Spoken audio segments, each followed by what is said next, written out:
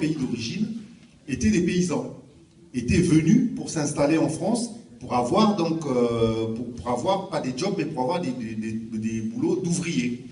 Et il y avait une deuxième vague, ce que j'appellerais les étudiants.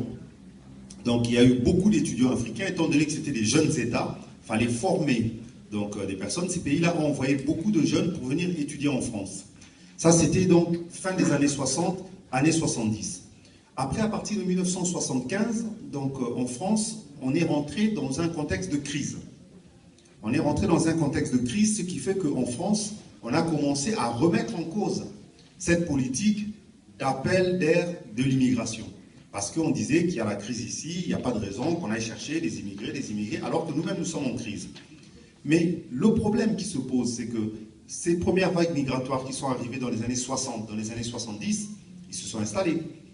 Ils étaient arrivés, la force de l'âge, certains avaient la vingtaine d'années, donc ils ont fait venir leurs épouses, ils ont eu des enfants en France. Ce qui fait qu'on s'est retrouvé avec une vague migratoire qui naturellement a grossi. Parce que la personne qui était arrivée seule, quand elle fait venir son enfant et quand elle fait ses enfants en France, forcément, ça fait une famille. Là où on avait le problème d'une personne, ça devient le problème d'une famille. Et en plus, nous sommes tous d'accord que quelqu'un qui vient s'installer dans ce pays a le droit de faire venir sa famille. Donc ça, on ne peut pas donc, aller contre ce raisonnement-là.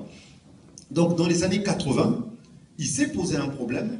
Il s'est posé un problème, c'est que en France, il y avait la montée d'un sentiment qu'il fallait arrêter, donc je dirais encadrer l'arrivée des immigrés. Mais en même temps, à l'intérieur de la France, on avait un vrai problème parce que les immigrés étaient là. C'était une réalité quotidienne.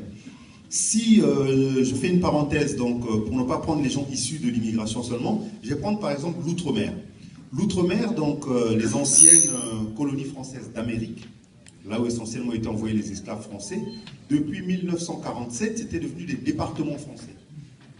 Donc Guadeloupe, Martinique, Guyane, Réunion.